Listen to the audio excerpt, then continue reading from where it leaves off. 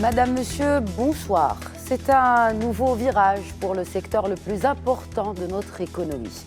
Après une stratégie plan Maroc vert qui a duré 11 ans, l'agriculture marocaine s'apprête à entamer une nouvelle ère, celle de la génération Green. Comme son intitulé l'indique, cette stratégie est centrée sur la notion de l'humain. En d'autres termes, la même stratégie s'est définie comme objectif de placer l'aspect social en tête des priorités pour in fine faire émerger à l'horizon 2030 une classe moyenne rurale telle que souhaitée par le souverain dans son discours du 12 octobre 2018. Ce n'est pas tout. Beaucoup d'aspirations ambitieuses pour cette génération green, axée sur l'entrepreneuriat aussi. Et bien que les process de production sont technicisés à travers le plan Maroc vert, entre autres, il est nécessaire désormais de montrer, ou plutôt de monter en valeur sur le marché local à travers un circuit de commercialisation et de distribution mieux organisé ou à l'export avec une offre marocaine plus compétitive. Une nécessité car elle permettrait d'atteindre l'objectif de doubler et le PIB agricole et les exportations d'ici 2030. Comment ? C'est ce que l'on va comprendre tout au long du débat de ce soir en compagnie des invités qui ont accepté notre invitation. Tout d'abord, j'ai le plaisir d'accueillir et pour représenter la tutelle, Mohamed Sadiqi, secrétaire général du ministère de l'Agriculture, de la Pêche maritime, du Développement rural et des eaux et forêts. Bonsoir et bienvenue à vous sur ce plateau. Bonsoir et merci pour l'invitation. Également sur le plateau, le professeur Mohamed Taher Srairi, professeur de l'enseignement supérieur à l'Institut agronomique et vétérinaire Hassan II. Bonsoir professeur et bienvenue à vous aussi. Bonsoir madame, merci beaucoup pour l'invitation. Bienvenue sur ce plateau. Pour représenter le secteur privé, j'ai le plaisir d'accueillir le président de Citrus Export, Qassem Ben Ali Smeres. Bonsoir et bienvenue. Bonsoir. Alors, avant de parler du plan Génération Green, parlons d'abord du bilan du plan Maroc vert. Est-ce que, professeur Sadiqi, les objectifs ont été atteints et jusqu'à quel point ? Merci bien pour cette émission. Alors, d'abord, je dois rappeler qu'en 2008, lorsque Sa Majesté, que Dieu l'assiste, a lancé le plan Maroc vert, l'agriculture marocaine était prise dans un déficit de croissance chronique et qui était dû à un cercle vicieux d'une faible productivité qui n'induisait pas suffisamment de valeur ajoutée et cette valeur ajoutée n'encourageait pas l'investissement. Et ce cercle vicieux était dû à plusieurs insuffisances. D'abord, des insuffisances au niveau de la politique agricole, des insuffisances au niveau de la gouvernance des institutions qui étaient impliquées. Donc le plan Maroc vert a été lancé pour rompre ce cercle vicieux, pour le rendre vertueux. Et donc sur la base d'une agriculture inclusive. Et donc il a été défini jusqu'à l'horizon 2020. Et à 2020, donc, nous avons conduit, comme c'était prévu, une évaluation du plan Maroc vert avec les professionnels et les opérateurs et plusieurs institutions. Donc tout au long d'une année, beaucoup de discussions qui continuent d'ailleurs. Et donc sur la base de cette évaluation, plusieurs conclusions. D'abord, des conclusions en ce qui concerne les réalisations et l'impact sur le plan économique. Sur le plan Maroc vert avait placé l'investissement au cœur de son action. Et aujourd'hui, nous constatons que nous avons pu mobiliser 63 milliards de dirhams du privé grâce à des incitations privées, avec une équation de 1 dirham privé pour 2,4 dirhams, donc mobilisés par les producteurs, enfin par le privé. Le PIB agricole a doublé, 64 milliards de dirhams. En 2018, on était à 125 milliards donc, de dirhams. Ce qui fait que... Ça faisait partie des objectifs initiaux de ce plan Maroc vert. Exactement. Donc c'était la croissance. Et les exportations faisaient partie de cet objectif. Ils ont plus que doublé, 2,4%. Multiplié par 2,4. Donc une augmentation de 15 milliards jusqu'à 36 milliards en 2018. Et évidemment, sur le plan social, donc la dimension sociale, création de nouvelles journées de travail, 50 millions de journées de travail. On compte le travail en journée de travail dans le secteur agricole, équivalent à peu près à 250 à 300 000 emplois agricoles fixes.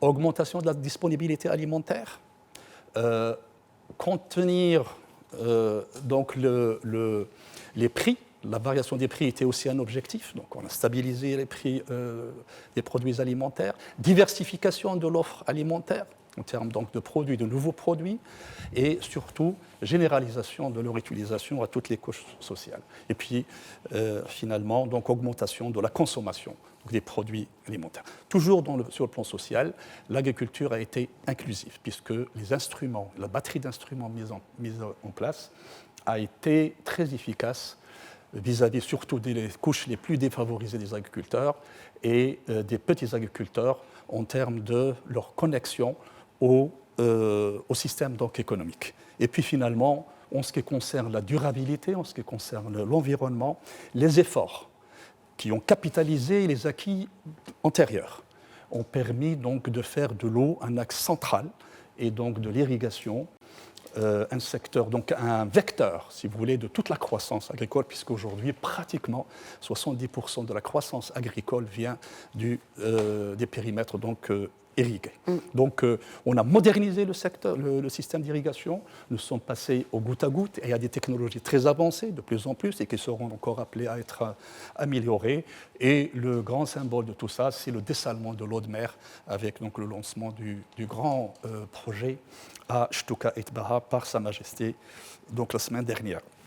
Également, le système de production. On agit sur le système de production puisque nous avons introduit cette reconversion vers les plantations, qui sont donc un système qui nous a permis, c'est des fois des reconversions vers des associations de culture, mais en tout cas c'est un système qui nous a permis d'aller vers plus de résilience, couplé donc à l'irrigation, plus de résilience, l'agriculture donc est devenue si vous voulez, donc, cette capacité d'adaptation aux changements que nous connaissons de plus en plus. Et finalement, je dois citer aussi un axe très important, c'est la gouvernance. Qu'appelez-vous par gouvernance? On entend souvent ce terme. Alors la gouvernance du secteur dans sa globalité, c'est d'abord la façon de faire le business dans ce secteur.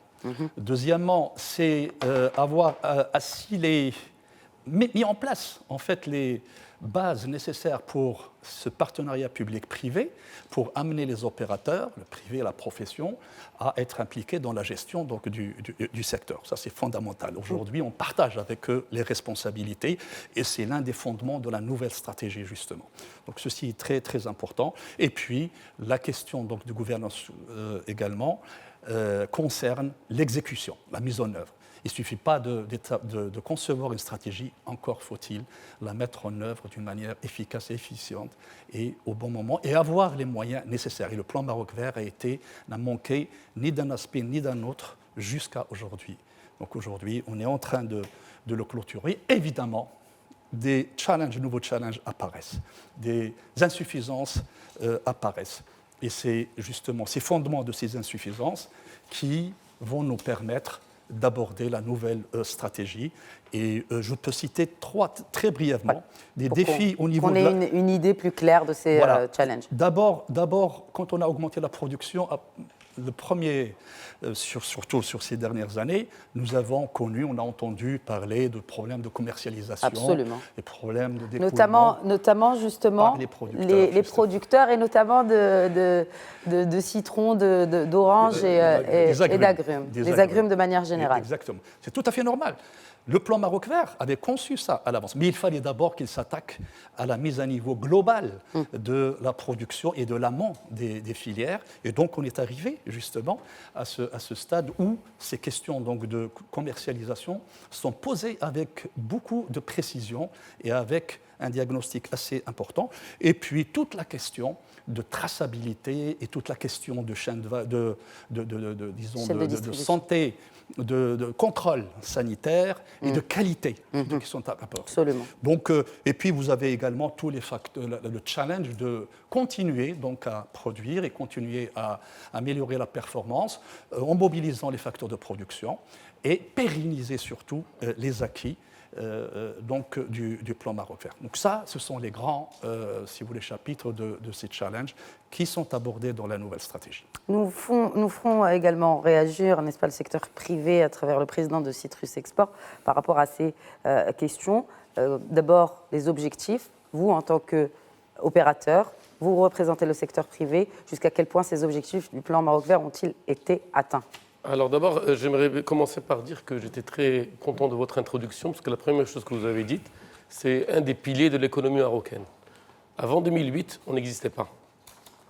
On n'avait que pour le offshoring, les nouveaux métiers du Maroc, l'immobilier, etc. Et le jour où notre ministre Saïd Zakhnouch a présenté le plan Maroc Vert, qui avait été fait en partie avec la profession, mais on n'attendait pas du tout quelque chose d'aussi ambitieux. Ça a été aussi en avril 2008. Il a pris tout le monde par surprise et c'était, je dirais, émouvant de voir la force avec laquelle, la force et l'ambition de ce plan. Donc oui, aujourd'hui, effectivement, il y a des critiques au niveau du plan Maroc Vert, mais bien sûr, je dis à tous mes amis, même à nous-mêmes qui parfois souffrons dans le secteur des agrumes, que oui, le bilan du plan Maroc Vert est bon, et j'aurais bien voulu parler du Maroc sans le plan Maroc Vert. Que seraient devenues nos campagnes, que seraient devenues nos villes, que serait devenu l'exode rural, voire l'immigration, que serait devenue notre exportation. Je peux vous dire qu'on a fait, en 2006, il y a eu un recensement du verger agrumicole marocain. On était en croissance négative, on arrachait plus, qu'on ne plantait. Et on est en train de s'orienter petit à petit vers un marché local uniquement, qui n'est pas structuré, et arrêter complètement l'export. Donc ça, clairement, sans le plan Maroc Vert, je pense qu'aujourd'hui, l'exportation des agrumes, ça en aurait été fini. Très bien. Une réaction peut-être également, professeur Tahar Srari. Pardon, je vous ai interrompu. Non, mais je vous en prie, allez-y. Je pensais que vous aviez fini votre idée. Non, ça dépend quand vous m'arrêtez. Parce que, donc, effectivement, il y a eu le plan Maroc Vert et le partenariat public-privé, et tout ça, ça a beaucoup encouragé l'exportation, les plantations. Surtout qu'à l'époque, le marché était très, très porteur. Donc, il y a eu une conjugaison de facteurs, disponibilité foncière, des subventions, une vision, et les gens commencent à planter énormément. À combien nous sommes aujourd'hui d'export en agrumes? En export, on est autour de 700 000 tonnes. Très bien. On n'a pas beaucoup augmenté, mais on a complètement changé. Par rapport à il y a 20 ans, on était essentiellement en orange. Aujourd'hui, on est essentiellement en petits fruits. Très bien. Mais ce n'est pas le but initial. On parlait de 900 000 tonnes. 1,3 million, pardon. 1,3 million. Très bien. 1,3 million. OK, très bien. Professeur Srari, alors on dit, justement, puisqu'on parle d'export d'agrumes, on dit que l'on exporte notre eau marocaine quand on exporte beaucoup d'agrumes. Est-ce que cette donne a changé selon vous? Bien, merci pour la question. En fait, je pense que par rapport à la question de l'eau, il faudrait un débat à part.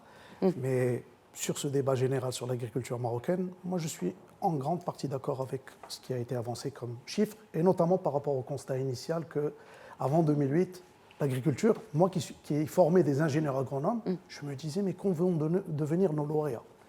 Parce qu'on voyait que l'agriculture ne pesait plus grand-chose. Et effectivement, on parlait d'offshoring, etc. Et puis il y a eu le plan Maroc Vert, et puis il faut le dire en même temps, il y a eu la crise alimentaire mondiale.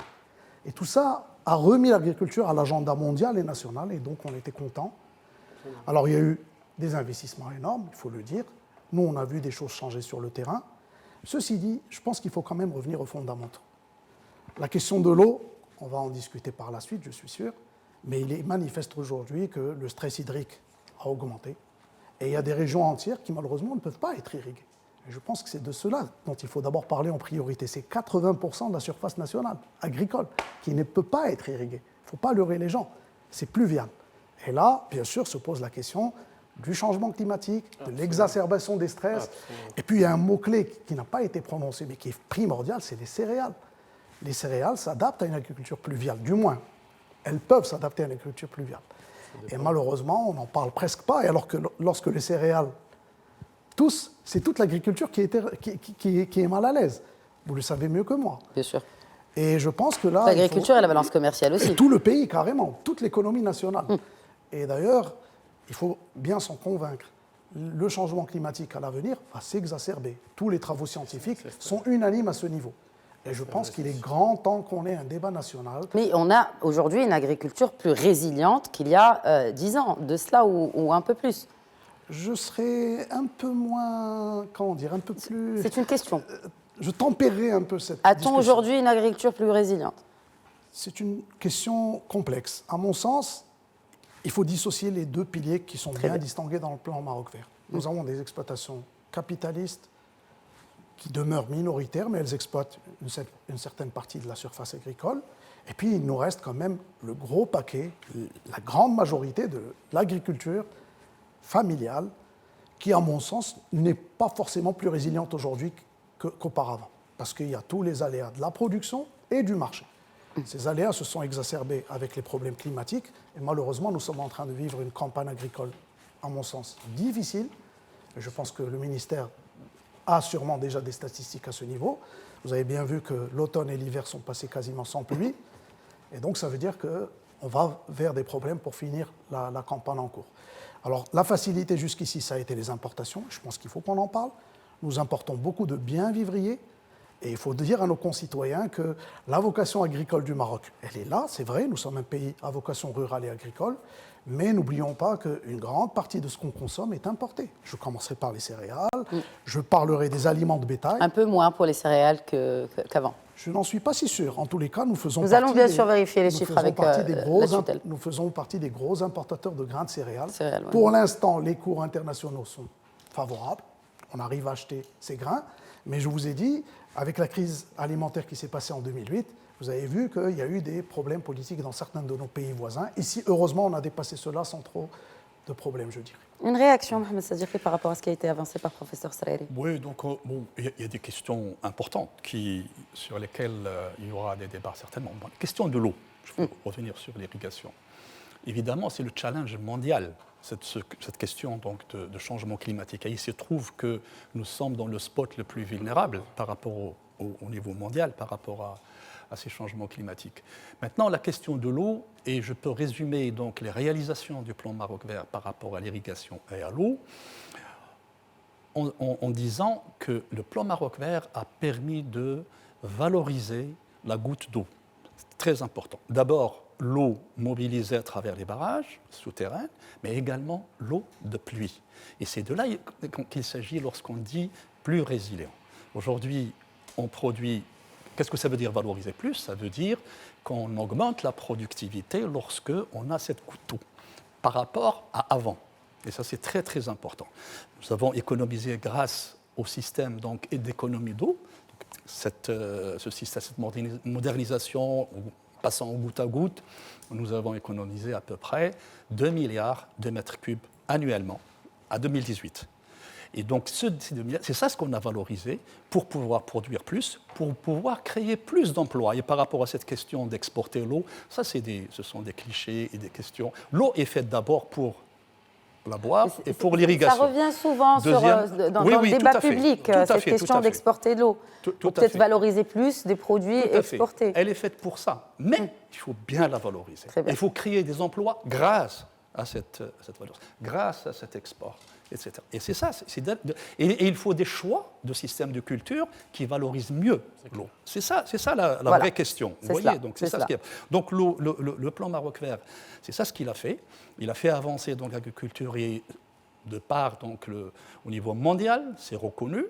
Maintenant, évidemment, de grands challenges apparaissent. Le plan eau qui a été signé devant Sa Majesté, donc, qui concerne et l'eau d'irrigation et l'eau donc de consommation, l'eau potable, il va jusqu'à 2027. Il a établi un certain nombre de priorités et de choix sur la base donc, des résultats et sur la base justement de ces challenges donc, futurs. Et il s'agit dans la nouvelle stratégie, on va en parler, de justement comment déployer de manière rationnelle et toutes les idées justement par rapport à l'optimisation donc, de l'utilisation de Oui, moi je voudrais réagir. En fait, on a deux soucis. On a le problème de l'eau, effectivement, et on a le problème du changement climatique, qui était quelque chose dont on ne parlait pas il y a quelques années. Et aujourd'hui, clairement, c'est quelque chose que l'on vit et qui est très difficile et pour lequel personne ne peut rien. Enfin, à part Trump peut-être, mais en tout cas, aujourd'hui, on est face à des changements climatiques et des conditions climatiques qui n'existaient pas. Et ce qui remet en cause peut-être une partie de nos investissements, je parle en tant que Marocain, planter des agrumes à Marrakech dans les années 2000, peut-être que dans 50 ans, les gens vont dire « mais qu'est-ce qu'ils étaient bêtes ?» C'était évident qu'il n'allait plus avoir d'eau et que le climat allait changer. C'est possible, mais bon, aujourd'hui, ça, c'est des impondérables. Je voudrais, à part le problème de l'eau, je voudrais rebondir sur les problématiques dans les agrumes, en partie de la commercialisation, qu'on en parle un peu par la suite. Bien sûr. Puisqu'on parle du bilan du plan Maroc Vert, ça serait bien qu'on évoque aussi ce problème. C'est quelque chose qui ressort de plus en plus. Oui. Et avec tout le respect et l'amitié que j'ai pour Dr Sadeghi, c'est pour cela que vous êtes là aujourd'hui, parce que vous représentez justement le secteur privé, écoutez, les opérateurs. Dans le plan Maroc Vert Agrumes, qu'on avait accueilli avec énormément de joie, il y a eu des choses qui n'ont pas été... on a eu plusieurs problèmes de l'ordre interne et externe. Interne, fort déséquilibre variétal en faveur de la clémentine, et on aurait dû le savoir, et le ministère aurait dû publier les chiffres au fur et à mesure, avec plus de 100 stations de conditionnement, ce qui était complètement surréaliste. Pas vraiment de stratégie pour le marché local, pour l'industrie, et la logistique également archaïque au niveau du marché local. Ça, malheureusement, ça n'a pas aidé. Mais il y a d'autres choses qui étaient externes, qu'on n'a pas su voir, ni nous, ni le ministère. L'explosion des plantations en Turquie, l'explosion des plantations en Égypte, et puis surtout, quelque chose sur lequel on n'y peut rien encore, c'est presque comme le changement climatique, les dévaluations de nos concurrents. Aujourd'hui, l'Égypte valorise sa livre 3 fois moins cher qu'il y a 10 ans. La Turquie, c'est 4 fois. Je ne sais pas si vous vous rendez compte. La dévaluation de ces deux monnaies on vend en dollars sur le même marché. C'est comme si nous, aujourd'hui, pour $1, on nous donne 40 dirhams au lieu de 10. 10, oui. Bien sûr. C'est juste, il n'y a pas photo. Et je regardais leur inflation, elle est maîtrisée. La Turquie, leur salaire minimum en dollars a même baissé par rapport à il y a 4 ans, à cause de ces dévaluations de surendettée. Donc ça, bien sûr, le plan Maroc Vert n'y pourrait rien, et on ne pouvait pas le prévoir, non plus.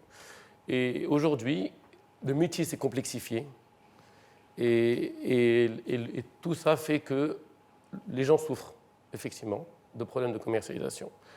Et il faut absolument qu'on puisse valoriser les 11 milliards de dirhams qui ont été investis dans les agrumes, 4 par l'État et 7 par les privés, dont une grande partie grâce au Crédit Agricole. Parce que sinon, évidemment, on n'aurait pas pu faire tout ça. Oui. Et tout ça, ça mérite une grande poussée par rapport à la commercialisation, par rapport à notre soutien dans notre compétitivité qui nous fait défaut, tant Égypte et Turquie, mais aujourd'hui même également Espagne, où il y a un problème de compétitivité logistique. Très bien. Et justement, le nouveau plan Génération Green s'attelle à ces points-là, notamment à la commercialisation. Un petit mot. J'espère. Oui, bien sûr. Juste par rapport à ça, par rapport à ce qu'a dit mon ami Qassem, c'est une chose est fondamentale aujourd'hui, c'est justement les capacités de ce secteur. Et c'est son organisation. On est parti avec des opérateurs qui étaient complètement dispersés. Chacun allait à l'extérieur tout seul. Il se faisait compétition à l'extérieur. Et aujourd'hui, on les a organisés en une fédération interprofessionnelle où ils s'assoient entre eux, producteurs comme exportateurs, et ensemble, ils discutent les problèmes. Et ça, il a fallu du temps. Il y a une loi qui s'appelle la loi sur les interprofessions agricoles et halieutiques, et qu'ils organisent donc le long de la chaîne de valeur, et ceci est fondamental. Parce que pour affronter les challenges de commercialisation, il faut justement que les professionnels soient organisés, soient forts, et l'État prépare les conditions. Mais c'est eux qui vont aller chercher les marchés. Et ceci est fondamental. Donc, ça va être abordé dans la nouvelle stratégie, puisque c'est des challenges qui sont sortis, notamment l'aval de cette filière, puisque l'amont, on a fait beaucoup. Mais la question de plantation, la question de variété, ce sont des questions techniques qui étaient là, et ce n'est pas les vraies raisons. Les vraies raisons, c'est que c'est les marchés, bien sûr, il y a des équilibres qui s'opèrent. L'agriculture, les plantations, vous voyez, c'est 5 ans, 6 ans. Et ce n'est pas en 5 ans, 6 ans ou 10 ans que vous allez équilibrer le plan. D'ailleurs, sur le plan de l'action, les incitations pour les petits fruits, on les a supprimées il y a 2 ans pour aller justement vers les gros fruits. Et tout ça, c'est bien sûr en discussion, partenariat avec la profession. Et c'est ça la nouvelle gouvernance, justement, qu'il faut. Très bien. Bon, je vous propose, messieurs, de faire une petite pause. Et puisque nous avons bien planté le décor en termes de bilan du plan Maroc Vert, nous allons nous attaquer et nous atteler à ce plan Génération Green juste après la pause. Merci de rester avec nous, à tout de suite. Bonsoir et bienvenue à ceux qui nous rejoignent. Vous regardez Éco-Débat consacré aujourd'hui au plan Génération Green qui a été, rappelons-le, présenté devant le souverain le 13 février dernier. Alors en première partie, nous avons dressé le bilan du plan Maroc Vert qui a été, lui, lancé en 2008, toujours par le souverain. Place à présent à ce plan Génération Green, mais avant, peut-être une réaction. Alors, on a parlé de la filière d'agrumes, peut-être une réaction beaucoup plus globale sur le reste des filières agricoles. Tout à fait. Moi, je voudrais rebondir sur la notion de valorisation de l'eau. Ça a été évoqué, c'est très important. À mon avis, on est allé un peu trop vite en besogne. C'est-à-dire qu'on a considéré une goutte d'eau comme étant une goutte d'eau uniforme, mais on a oublié que l'eau a des origines diverses. Et par exemple, la question des agrumes a bien montré le problème où est-ce qu'il est. C'est qu'on a mis le paquet sur des eaux souterraines, souvent ça a été le cas, et malheureusement on a vu que ces ressources, dans certaines régions, sont carrément épuisées. Donc à mon avis, dans le mix hydrique, il faut considérer pas seulement l'eau en tant que telle, mais il faut d'abord privilégier l'eau de pluie. Moi j'insiste, à mon avis, les gisements de récupération de manque à gagner sont dans le bourg, sont dans ce qu'on appelle le bourg, c'est-à-dire l'agriculture pluviale. Et là, un mot sur un secteur dont on n'a pas beaucoup parlé, qui est l'élevage. Parce que dans les systèmes où on va trouver de l'agriculture pluviale, l'élevage valorise majoritairement cette eau pluviale. Moi, quand je donne mes cours aux étudiants, je leur dis toujours que des systèmes, je parle du lait, parce que c'est un peu ma spécialité, des systèmes laitiers dans des zones totalement désertiques, et malheureusement on en a installé quelques-uns, ne sont pas durables, ne sont pas résilients, malgré certains résultats probants qui ont été vus. On a remarqué que certains opérateurs laitiers ont dû quitter des zones où il n'y a pas assez d'eau pour aller s'installer où il y a de l'eau. L'agriculture consomme énormément d'eau. Je voudrais passer un message. Pour produire 1 litre de lait, il faut 1,5 tonne d'eau. C'est des résultats publiés à l'échelle nationale. 1 kilogramme de viande, et on parle de produits de consommation courante. Aujourd'hui, la viande, c'est le premier produit consommé par les Marocains en termes de dépenses. Et qui est le plus aquavore. 15 tonnes d'eau pour 1 kilogramme de viande rouge. Il faut bien que les gens comprennent ces choses. Le problème n'est pas dans ces quantités. Ça rejoint les références internationales. Le problème est dans l'origine de l'eau.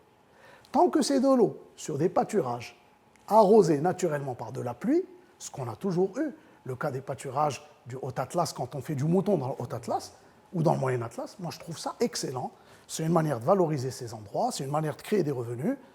Et d'ailleurs, la question du travail, il faut qu'on l'aborde parce qu'on sera en plein dans la génération green, la valorisation du travail. Et, je le disais, donc c'est une valorisation optimale de l'eau de pluie. Mais dès qu'on migre vers des systèmes qui commencent à toucher une ressource qui n'est pas renouvelable, on va aller vers de l'eau souterraine, et là on va vers le dessalement de l'eau de mer. Franchement, moi, au-delà de la technologie qu'il peut y avoir derrière, il y a le coût de cette eau de mer dessalée. Messieurs, vous savez bien que ça dépasse 8-9 dirhams, le coût que ça va coûter à la communauté. Même 5 dirhams. Quelles sont les spéculations qui pourront valoriser cette eau à 5 dirhams le mètre cube?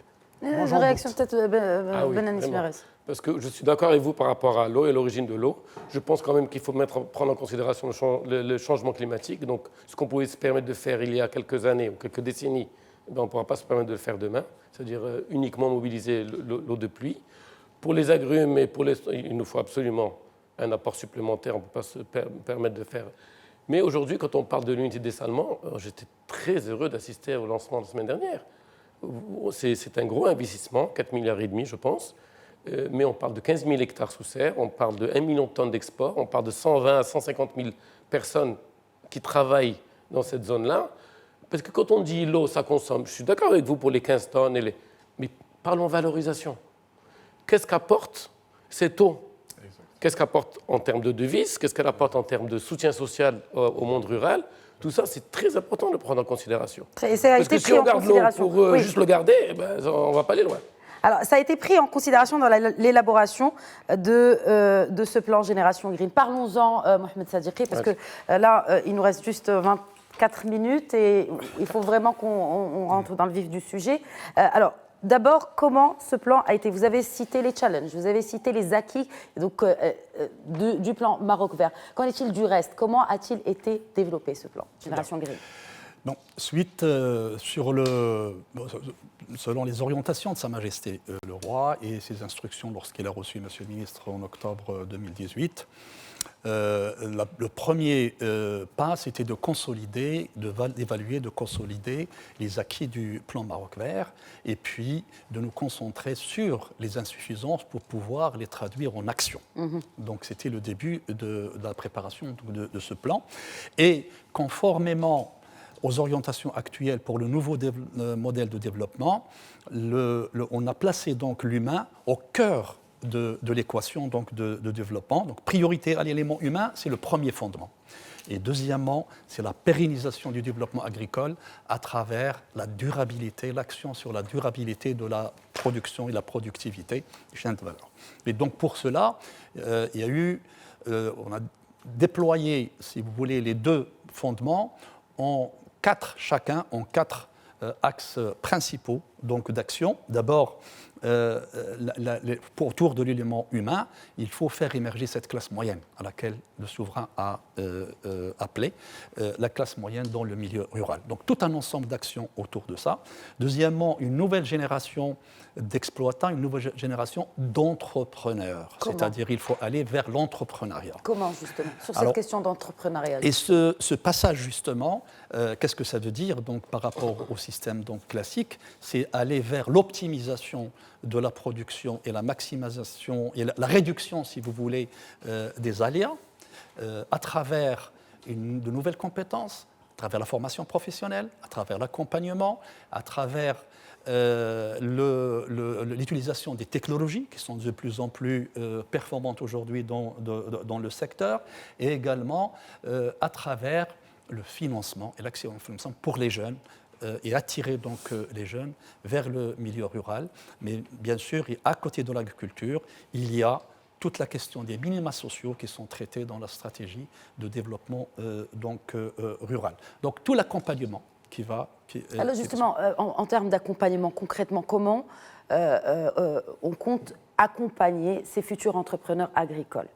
Est-ce qu'il y a déjà un accompagnement qui est existant ou on compte vraiment mettre en place de nouveaux mécanismes pour l'accompagnement, n'est-ce pas, non seulement financier, mais un accompagnement aussi technique, parce qu'il est tout aussi important que celui qui est lié au financement? Exactement. Alors, quand on dit passer à l'entrepreneuriat agricole, il faut savoir qu'il s'agit vraiment de transformer la culture, de faire les choses dans ce secteur. Et ceci est très important. D'abord, commencer en termes de gestion à compter. Parce que dans ce secteur agricole, comme les entreprises, ça c'est très important. Donc, la question, si vous voulez, d'attirer les jeunes qui sont formés nécessite justement cet accompagnement en termes d'abord d'accès, de faciliter l'accès au financement, un financement qui soit abordable, les incitations donc de l'État, ciblées sur les besoins donc, spécifiques, et puis démultiplier les centres donc, de formation et des centres de formation de proximité qui existaient bien sûr, mais aujourd'hui, il s'agit d'aller vers. Il s'agit, en d'autres termes, de valoriser tout l'investissement en infrastructures, en minima sociaux, pour créer plus de croissance en focalisant sur l'humain. Et un autre côté, au-delà de l'amélioration du revenu, un autre volet très important, c'est tout ce qui est sécurité sociale. C'est tout ce qui est protection sociale plutôt, tout ce qui est protection donc, médicale, tout ce qui est retraite, tout ce qui est, si vous voulez, transmission de la propriété agricole. Les agriculteurs ne savent pas prendre de retraite.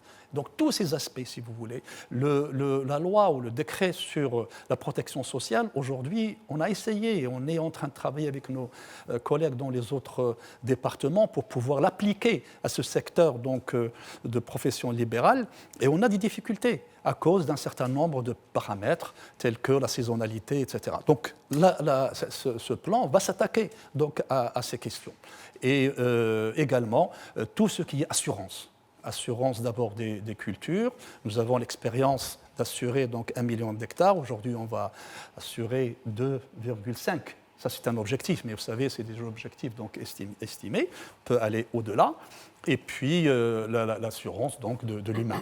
Donc, alors, quand on parle de l'humain dans le secteur agricole, il y a l'agriculteur, donc, qui est entrepreneur, mais n'oublions pas qu'il y a des employés également agricoles. Et eux aussi, ils ont besoin de ces aspects donc, de protection. Donc, de couverture sociale. Couverture sociale. Alors, l'autre volet, c'est donc la pérennisation ce qu'on appelle la pérennisation, ou la pérennité du développement agricole à travers une agriculture, des systèmes de production donc, durables. Et on revient bien sûr à ces questions donc, de continuer les programmes de l'eau, valorisation de l'eau, faire des fine-tuning justement sur la question donc, de valorisation, sur la question des ressources de manière globale, parce que la durabilité veut dire d'abord produire plus avec moins pour préserver les ressources, que ce soit les ressources eau, on parle de l'eau, mais n'oublions pas les sols, c'est extrêmement important. Donc l'eau, par rapport à ce qu'a dit mon ami professeur Srairi, oui, la raison, quand on prend segment par segment, mais prenons les choses de manière globale. Et quand on les prend de manière globale, vous êtes obligé de raisonner dans le temps. Donc ces questions, si vous voulez, de technologie, comment dirais-je, d'installation, de changement, nécessitent du temps. Et donc, il faut faire le bilan sur un temps. 10 ans, c'est juste le temps qu'il faut pour faire justement ce bilan. Donc la question de prix de l'eau de désalinisation est discutable. Pourquoi ? Nous avons, donc, n'oublions pas que nous avons à Dakhla, nous lançons le projet de dessalement pour 5000 hectares d'irrigation.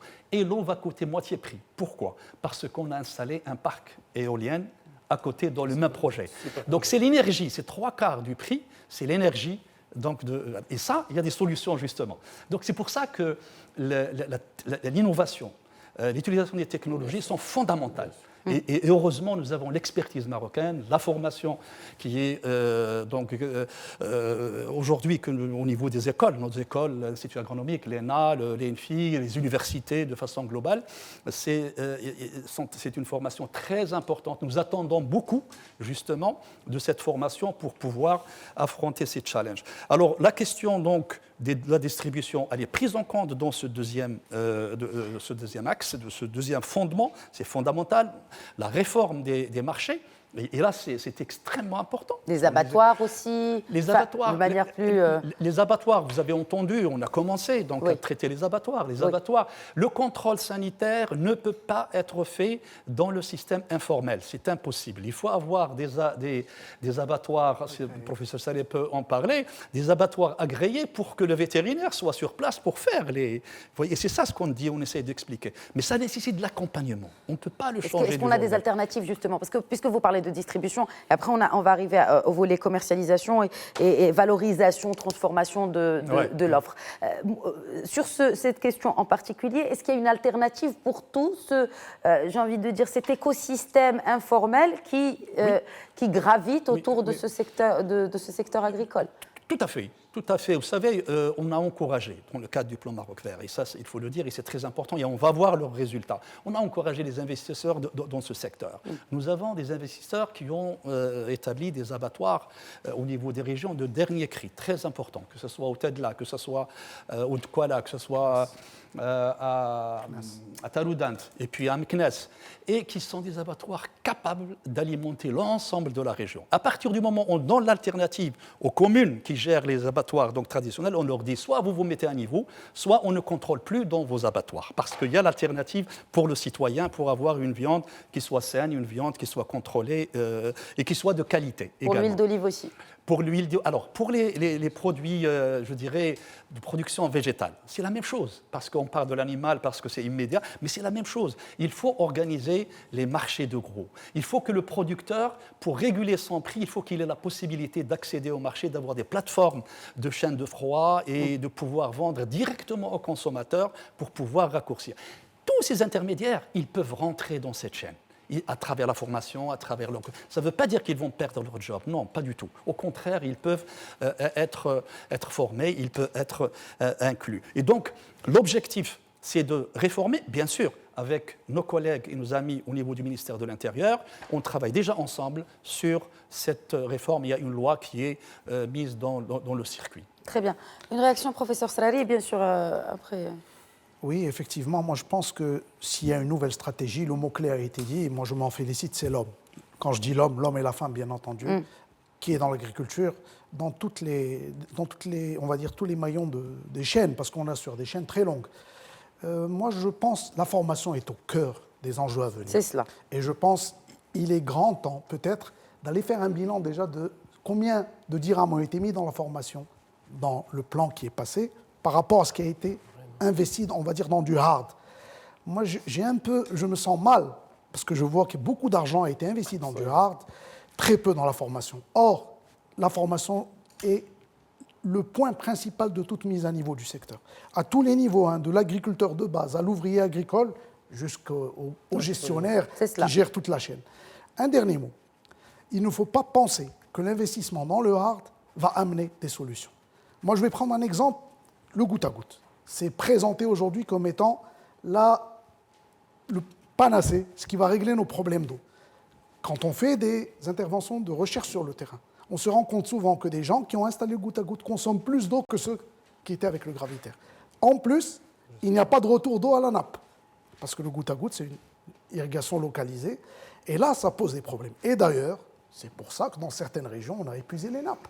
Tout le monde est parti sur du goutte à goutte, il n'y a plus de retour d'eau aux nappes, et on voit des gens qui ne mettent, parce qu'ils n'ont pas été formés, je suis désolé de le dire, moi j'ai vu des parcelles en goutte à goutte inondées. Ça veut dire qu'on est dans la philosophie totalement inverse. C'est peut-être une mauvaise utilisation de ces techniques du goutte à goutte. Tout à fait, parce qu'il n'y a pas eu la formation nécessaire. Très bien. Donc ce n'est pas juste l'installation du goutte à goutte qui fait l'économie d'eau. Voilà le message que je voudrais faire Très passer. bien.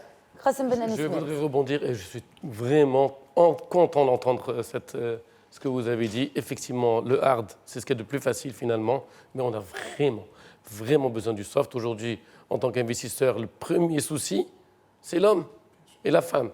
Qui va diriger la station de conditionnement? Qui va diriger l'exploitation? Où sont les ingénieurs? Où sont les techniciens? Où sont les ouvriers spécialisés? Il y a un grand décalage aujourd'hui entre l'investissement qui a été fait et la disponibilité. Tant mieux pour vos ingénieurs, pour qui vous vous inquiétez hier. Aujourd'hui, c'est eux qui nous font un entretien d'embauche, ce n'est pas nous. Qu'est-ce que vous allez me donner? Comment? Tant mieux pour eux, je suis content. Mais on a besoin de beaucoup plus. C'est très difficile de continuer sans cette formation, c'est vraiment important. Oui, peut-être oui, un dernier mot. Oui, je voulais parler de l'élément humain. Évidemment, c'est quelque chose pour lequel je suis très sensible et très important. Et nous, l'agriculture utilise beaucoup de main-d'œuvre. On doit effectivement améliorer le revenu des ouvriers, mais en parallèle, il faut améliorer et optimiser leur rendement. Aujourd'hui, les mêmes ouvriers marocains qui travaillent à Agadir et puis qui se déplacent en Espagne, ils ne travaillent pas de la même manière. Ils ne sont pas payés de la même manière, mais ils ne travaillent pas de la même manière. Nous, pour pouvoir améliorer le revenu, l'un ne peut pas aller sans l'autre. Sinon, on va scier la branche sur laquelle on est assis. Comment justement améliorer le rendement? Il faut des formations, il faut des primes de rendement. Aujourd'hui, vous savez, même de mentalité, c'est très difficile. Il y a des ouvriers qui travaillent la tâche. À midi, ils vous disent « ça fait, j'ai fini ma journée ». Ils s'en vont. C'est plus une question de formation. Hein. C'est une question de mentalité, c'est long, c'est l'éducation, c'est beaucoup de choses, je suis d'accord. Mais on en a vraiment besoin. Quand on parle de rapprocher le SMAC du SMIC, on parle de mettre en péril des success stories. Aujourd'hui, la plupart des productions qui étaient à haute demande de main-d'œuvre se sont déplacées progressivement de la France vers l'Espagne, de l'Espagne vers le Maroc. L'haricot vert, tomates cerises, fruits rouges, tout ça, aujourd'hui, la tomate cerise, c'est 2 dirhams de plus si c'était aligné aujourd'hui avec le SMIC et le SMAG. S'il n'y a pas d'amélioration de productivité, on est mort. Donc la branche, elle vient de pousser et il ne faut pas qu'on la scie. Voilà. C'est toujours une question de pérennité. Puisqu'il nous reste 5 minutes, qu'on parle aussi du foncier, parce que c'est très important. Oui, si vous permettez, justement. On ne peut pas être en désaccord sur un certain nombre de choses, sauf que, je reviens encore, il faut prendre les choses dans leur globalité. Vous ne pouvez pas développer l'humain dans le milieu rural si vous ne faites pas d'abord le hard. C'est très important. L'infrastructure du hard, la mise à niveau est fondamentale. On ne peut pas dire c'est ça ou ça, c'est l'ensemble. Exactement. Il fallait le faire et c'est pour ça qu'aujourd'hui, justement, on l'a fait. Aujourd'hui, on a dit qu'on va valoriser tout ce qui a été fait de hard pour justement créer de la richesse, pour qu'il y ait plus de soft, pour qu'on aille vers l'agriculture tertiaire. Et c'est là où l'homme est au centre de l'équation. Deuxième chose, je voulais juste mentionner la question donc des conditions d'emploi. C'est fondamental. Heureusement, nous avons des benchmarks pratiquement marocains. Je voudrais féliciter, ce n'est pas parce qu'il est à côté, M. Benanes Smith, par rapport à ce qu'il a fait sur ce côté. Transport des ouvriers, vraiment à un niveau très élevé. Conditions de travail, et ça, c'est fondamental. Très bien. Alors, foncier, comment ce nouveau Génération Green va-t-il aider pour, je ne dis pas mettre, parce qu'il met en place, il met à disposition 1 million d'hectares, n'est-ce pas, de foncier pour les agriculteurs, mais comment justement optimiser la production sur ces terres-là? Alors, d'abord, la question de foncier a été également un facteur extrêmement important durant toutes les 10 années du plan Maroc vert. L'investissement tout seul ne suffit pas si vous avez le levier, le levier terre. On a mis en place des mécanismes d'offres pour les investisseurs et différents types d'investisseurs. Et pour les terres donc, collectives, le 1 million d'hectares qui est venu dans le discours royal, c'est nos amis au niveau du ministère de l'Intérieur qui sont en charge, donc il y a la tutelle, exercent la tutelle sur les terres collectives. Et donc l'idée, c'est d'assainir donc, ce 1 million d'hectares en termes d'identification des bénéficiaires, en termes de délimitation, etc. Une fois assaini et une fois délimité, nous, au niveau de l'agriculture, du secteur de manière globale, on sait faire. On a des offres. Des offres d'abord pour les jeunes qui n'ont jamais fait de l'agriculture, des offres pour les ayants droit qui veulent vraiment entreprendre et des offres pour des investisseurs qui ont besoin d'assiettes foncières, donc qui viennent d'ailleurs. Et pour chaque type donc, de cas, ces offres donnent un package en termes donc, d'accès au foncier et en termes de financement et en termes d'incitation et tout ce qui va avec le package qui va avec en termes donc, de social. Très bien. Réaction, professeur Straheri, par rapport à cette question du foncier, et surtout que c'est un véritable problème en zone rurale, notamment sur le morcellement des terres, etc. Tout à fait. Je suis très content parce qu'on est en train d'avoir une démarche un peu scientifique. L'agriculture, c'est terre, travail, capital et eau. Les chercheurs occidentaux en parlent rarement parce qu'ils ont de l'eau à profusion. Et donc, on arrive au foncier. Effectivement, c'est un point très épineux. Parce qu'on se rend compte qu'ayant gardé une population rurale importante, on a un actif sur des terres morcelées, avec des statuts fonciers, parfois qui ne se prêtent pas à l'investissement. Il y a le collectif, il y a le guiche et les habous, il ne faut pas les oublier. Moi, en tant que chercheur, il m'arrive de travailler dans des régions où ces statuts sont prégnants. Et bien entendu, n'oublions pas, le petit agriculteur qui va louer une parcelle habous, il la considère de manière totalement différente à sa parcelle qui est en melk.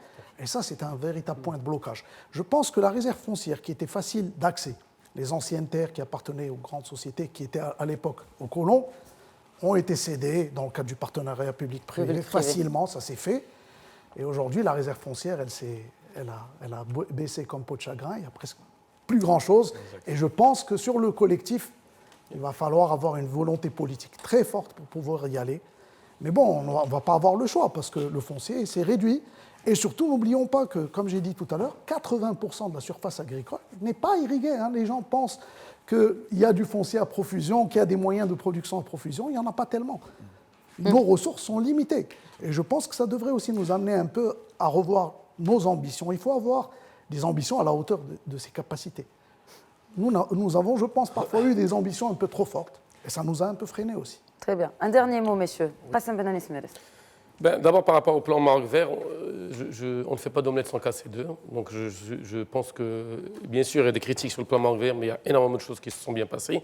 Aujourd'hui, il faut pérenniser et rentabiliser cet immense investissement qui a été fait, formation et amélioration de la commercialisation. On doit absolument pouvoir mieux valoriser ce que l'on fait et se battre avec nos concurrents. On est dans une course mondiale. De nouveaux marchés. Oui, on est dans une course mondiale Il faut qu'on fasse partie du peloton de tête demain parce que tout le monde ne va pas arriver. Très bien. Industrialisation aussi, hein, par la même occasion. On n'en a pas parlé. Professeur Sadikhi, vraiment un dernier mot. Oui, deux mots s'il vous plaît. Par rapport à quelque chose que le professeur Srairi a dit, c'est très important. Nous avons 1 600 000 hectares sur l'ensemble qui est irrigué. Le reste n'est pas irrigué, c'est pluvial. Et là où il y a beaucoup d'aménagements également, toute la question de la transhumance, par exemple, sur laquelle on a travaillé et qui va donner ses fruits aujourd'hui, en termes de filière qui est complètement sur les pâturages pluviaux, est une approche extrêmement importante. Et puis, dernier mot, si vous voulez, par rapport à la stratégie, nous sommes maintenant, la stratégie a été définie dans les grandes lignes, nous sommes rentrés dans la phase de déclinaison. Et cette déclinaison va se faire de manière inclusive. Dès la semaine prochaine, on sort dans les régions pour rencontrer les opérateurs, pour rencontrer les élus, pour rencontrer donc les fédérations et pour pouvoir recueillir donc les éléments, pour pouvoir quantifier les objectifs et pouvoir établir aussi le long des filières les bases pour les nouveaux plans de contrat-programme. Merci beaucoup, messieurs. Malheureusement, le temps de l'émission est écoulé. Merci, professeur Srairi, professeur Sadikhi et Qassem Benanis Mires d'avoir enrichi ce débat. Et bien sûr, ambition politique, et bien sûr, il faudra suivre et qu'on ait en tout cas un seul et même objectif, c'est de faire de ce pilier de notre économie, comme je le disais en début de cette émission, une locomotive et aussi un pourvoyeur d'emplois et aussi de valeur et de richesse. Merci à vous pour votre fidélité. Je vous donne rendez-vous la semaine prochaine pour un nouveau numéro d'Éco-Débat. D'ici là, très très bonne semaine à tous.